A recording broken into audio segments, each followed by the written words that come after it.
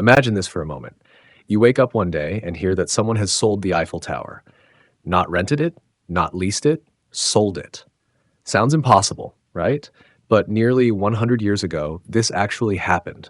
And the most shocking part, the man who did it wasn't a government official. He was one of the most brilliant con artists in history. This is the unbelievable, true story of Victor Lustig, the man who sold the Eiffel Tower. The year was 1925, crisis. Money was scarce, industries were collapsing, and the government was desperate to cut costs. Even the pride of Paris, the Eiffel Tower, had become a problem.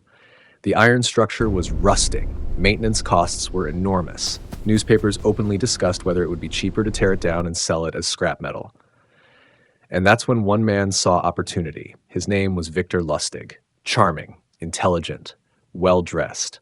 A man who spoke multiple languages and understood one thing very well. People believe authority, especially when it looks official.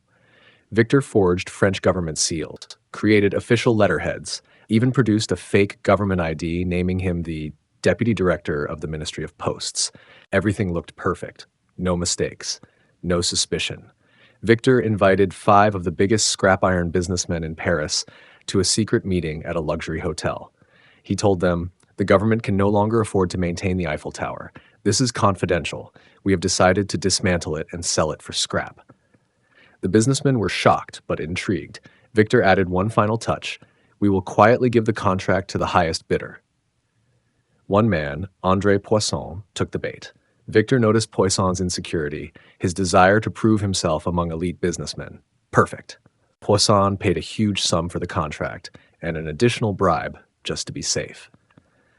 That same night, Victor Lustig vanished, escaping to Vienna with a suitcase full of cash. Days later, when workers arrived to dismantle the Eiffel Tower, the truth came out. Poisson had been completely fooled, but instead of reporting it, he stayed silent, too embarrassed to admit he'd been scammed so spectacularly. And here's the most unbelievable part. 1 month later, Victor Lustig returned to Paris and tried to sell the Eiffel Tower again. Yes, again. This time, suspicion finally stopped the deal. But by then, Victor Lustig was already a legend. So what do you think? Was Victor Lustig just a criminal? Or was he one of the greatest masterminds who ever lived? A man who understood human psychology better than anyone else? Let me know your thoughts in the comments and flash flies.